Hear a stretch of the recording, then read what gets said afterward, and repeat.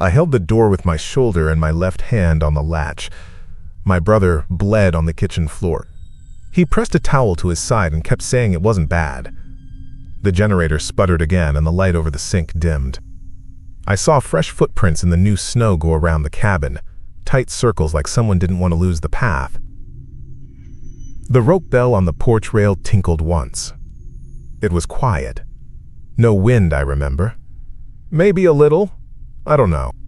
It was just one small tap that made the back of my neck pull. We weren't supposed to be here. We came anyway. We thought we could outrun it. My brother said that. He said a moving target is harder. I told him it wasn't like that. It followed Dad. It followed Uncle Wade. It wasn't distance. It was time. He said it was the drinking that made Dad see things. He said it soft, but he said it. We got up to the cabin 3 nights ago. 4? No, 3. The road was a long grind of ice and ruts. We carried everything in because the truck stuck near the gate. We had the keys. We had a generator, batteries, 2 trail cams, a jar of nails, a spool of fishing line. Stupid stuff, but we had to try. The first night was quiet, except for the radio spitting static every few minutes like it wanted to talk but forgot how. My brother laughed at it and turned the volume down, then back up, then left it somewhere. I found it later on the wood box, not on the shelf where he set it. Maybe he moved it. He said he didn't. We set the trail cams on trees along the clearing and one on the porch facing the door. Click! Click! The little lights blinked red. We ran a line from the latch to the rope bell, just to make noise. We sprinkled flour by the sill and on the steps. He rolled cans along the hallway so they'd clatter.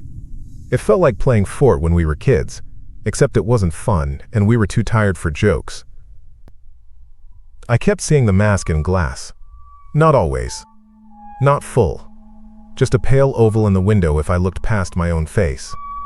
I told myself it was the moon. No moon that night, though.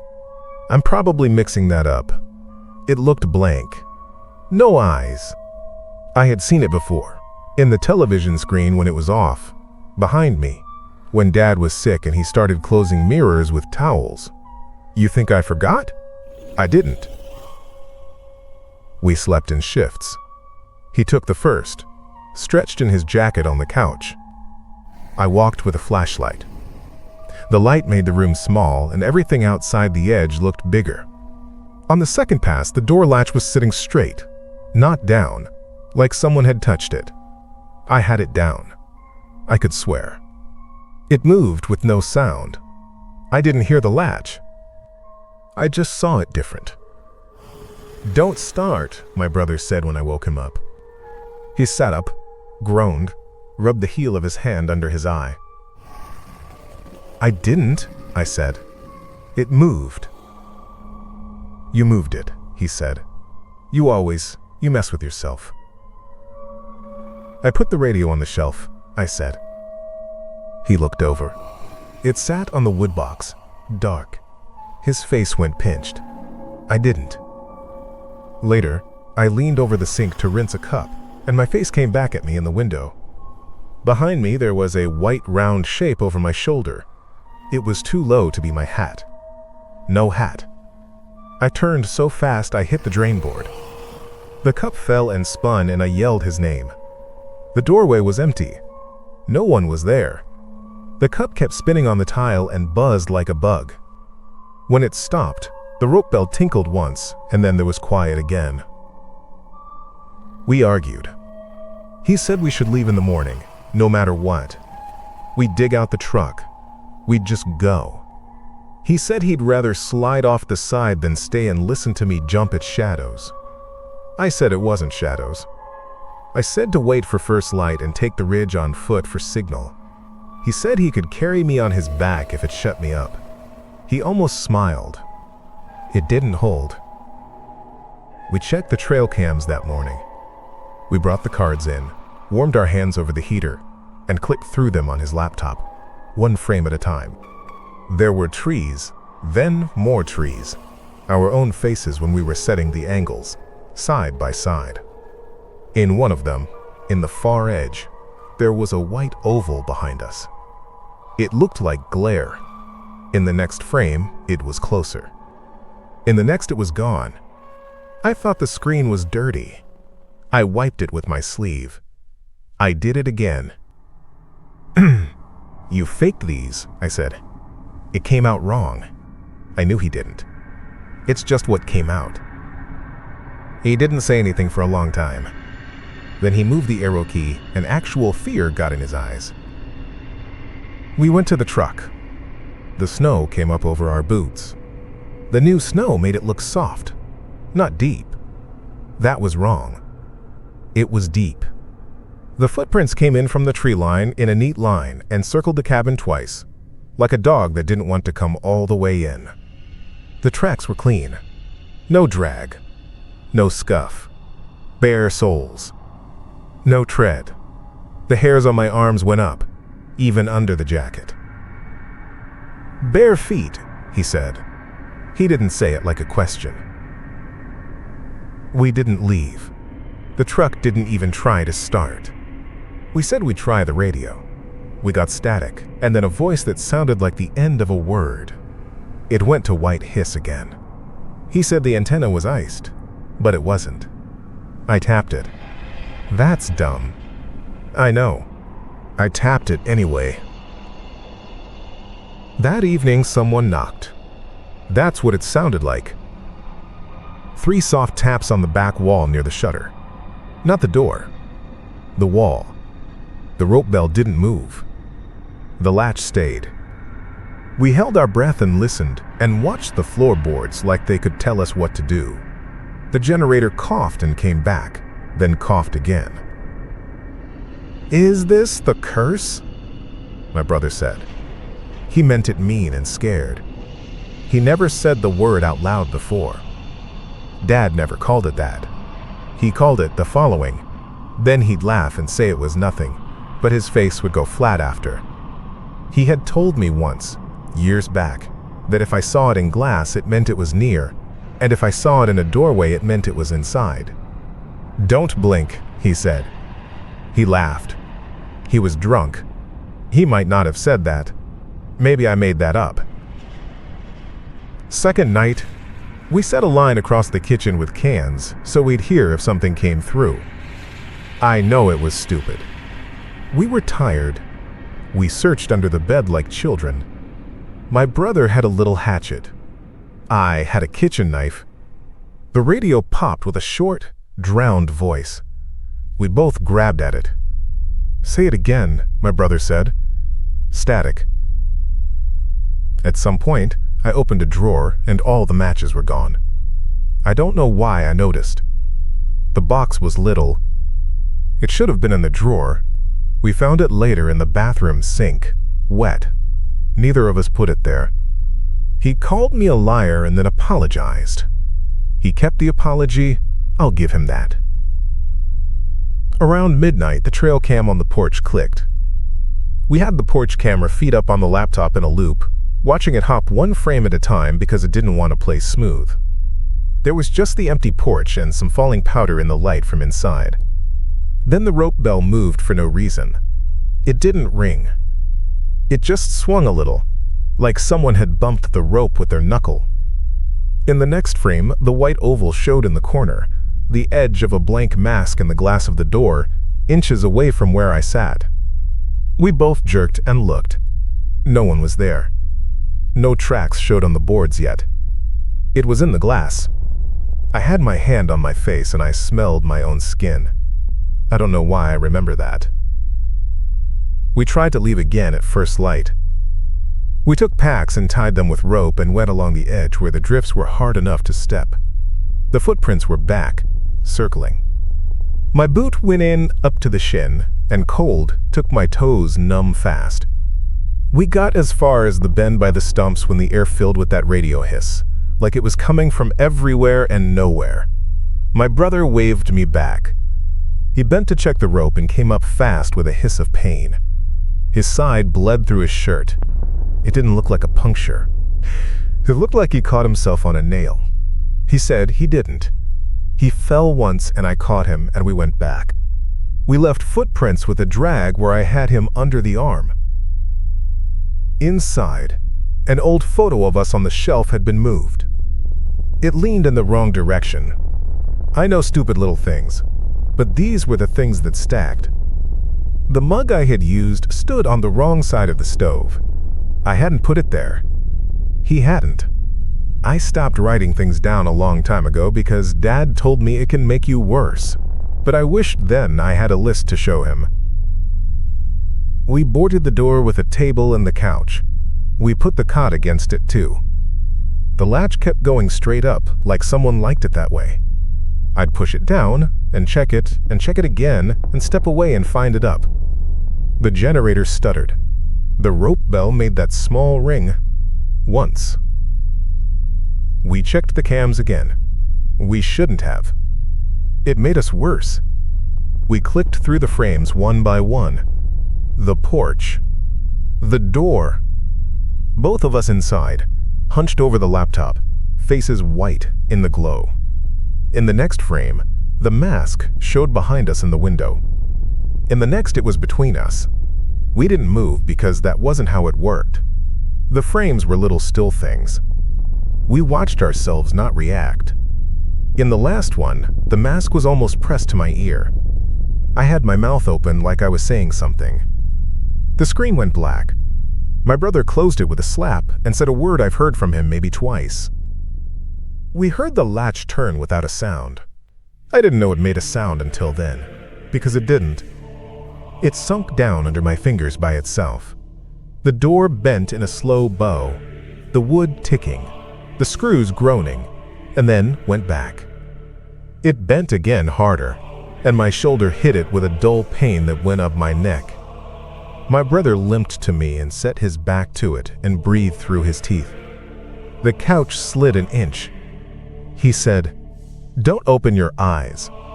That's not what he meant. He meant, "Don't blink." He couldn't find the word. We held it. The radio made a broken, flat voice, and then the tone that means the battery is dying. I started crying and I didn't even know until the cold air hit my face where the tears were. I'm not proud of that. "Signal," my brother said. He nodded at the ridge. "You run. You're faster." "I'm not," I said. "You are," he said. He put his hand on my neck and squeezed. "You go. Call. I'll keep it busy." He didn't say it like a joke, and there wasn't a joke in it. "I won't leave you," I said. That's what I said. I think I said it twice. "Now," he said. He pushed me away from the door with his forearm. The latch settled back up by itself while I wasn't touching it. I can't explain that. I watched it. It was just up. His face looked gray. Blood had soaked the towel again. He still had the hatchet. His hand shook. I grabbed the biggest coat and the radio and a flare and went to the back, to the little mudroom. I made too much noise with the boots. I tried to be quiet. The door to the mudroom was cracked. The window over the washer showed a smear of white, like a face too close to glass. I blinked and it was the reflection of the snow. That's what I told myself. The rope bell tinkled once. The generator coughed and quit, and the light died, and I wound up with my breath loud in my own head like it was the only sound left. "Go!" my brother yelled from the front. The door thunked. The wood asked too much from itself. I slipped and found the handle with numb fingers and opened to black trees in a path that wasn't a path anymore. I went. I'm not sure the next part stretched as long as it felt. It was all cold and my knees going high and the radio useless weight. I remember I looked into the dark window of the truck as I passed and my face came back at me and something white covered my mouth like a hand. I tore my eyes away. I ran the way we came 2 days before, by the stumps and the split birch. Every time I glanced to the side, Glass caught a shape nearer than before. Car window. Ice in a puddle. The sleeve of my wristwatch. If I blinked too long, the shape moved. I tried to keep my eyes open until they watered and burned, and I had to close them, and when I opened them again, the hush around me had changed. Somewhere in there, the radio stopped being dead. A voice crawled through. "Peak station, say again." I held it to my mouth and nothing came out at first. I heard myself breathe like a tire leak. "Cabin," I said. "We're at the north cabin. We need help. He's hurt. There's someone here." "Identify," it said. It was thin. The sound blew away. "Your signal is poor. Repeat. Identify." "Lincoln," I said. "That's not my name." I don't know why I said that. I corrected myself and hit the button again and said the real one and our dad's. The radio clicked like someone at the other end had let go of the button, and then it was just hiss. I kept talking anyway. I said the ridge. I said the broken truck. I said we had a rope tied. I said a lot that didn't matter. The path opened a little and the trees thinned, and I thought I might see the tower light, but there isn't a tower up there.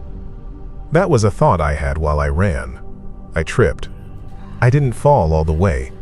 I got snow inside my sleeve and felt it melt. I looked up and saw the blank shape behind me and the reflection of my eyes in a sheet of ice that had formed over a puddle. That's impossible. I know. It's what I remember. It was closer. It doesn't walk like people. It is there, and then it is nearer. And your blink is the bridge. I didn't get to the ridge. I turned when I heard the bell ring once. It was so small. It came soft through the trees, and I don't know how it carried that far. The bell's sound told me something I didn't want to know, but I understood it anyway. The door was open. I went back. I shouldn't have. I did. The cabin stood with a flat look, the windows black. The rope bell was still, but the line hung in a different angle like someone had tied it again with a new knot. The fresh snow took back my prints almost as fast as I made them. The ones that weren't mine ended at the steps and then stopped at the threshold like whoever made them didn't need feet once they reached the door.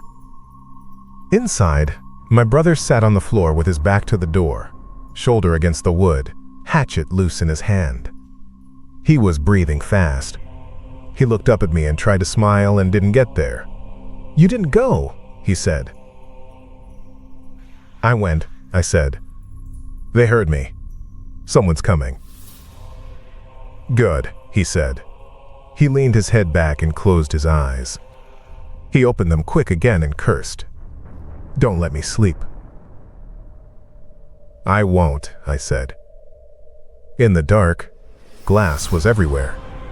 The window by the sink, the oven door, the glossy finish of the tabletop, even the black of the unplugged TV. If I looked at any of it too long, a pale shape softened out of my face and came closer, frame by frame, like the trail cam had taught it how. The latch eased down. I didn't touch it. It just settled. The door bent. The couch legs scraped.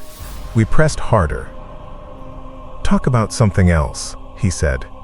His voice was a whisper. "Tell me a joke." I couldn't think of one.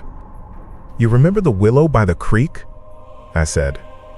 "When you fell in and I told Dad you jumped and he said." The rope bell chimed once. Not a jingle. Just one. The door didn't move. The sound came from the kitchen this time. That's wrong. The bell was outside. "Don't blink," he said. He said it like a prayer. I held my eyes wide. The air dried them. Tears leaked down my face. It hurt.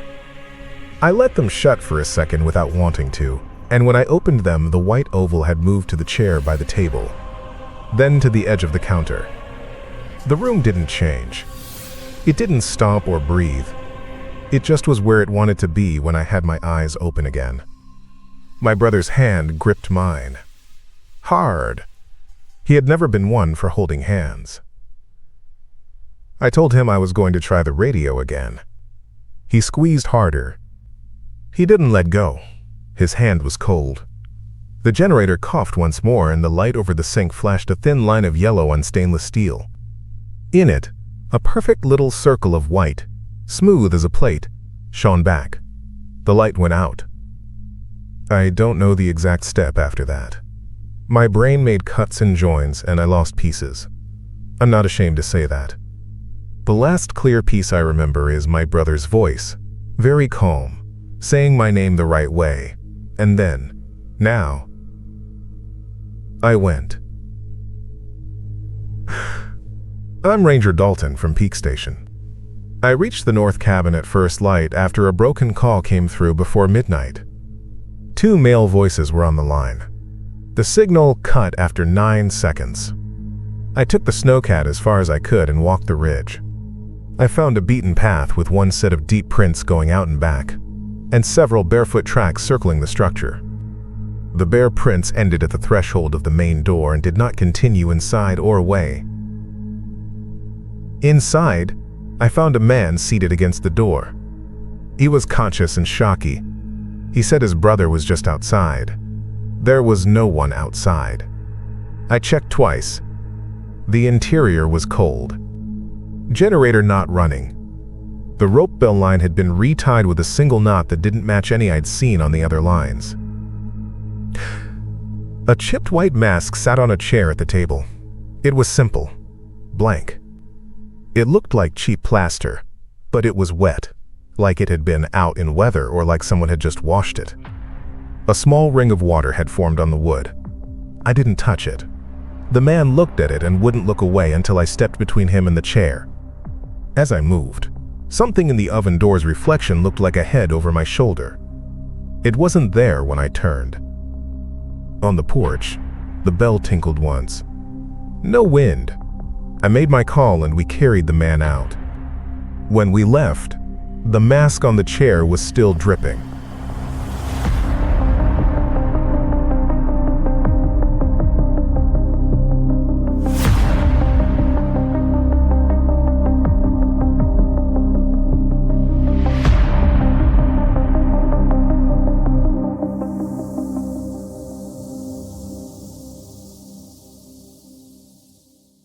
I hope you enjoyed the story. If you did, feed the algorithm, hit like, drop a comment, and subscribe. It's the only way to keep the stories coming. And if you're brave enough, there's another one waiting right after this. See you on the next one.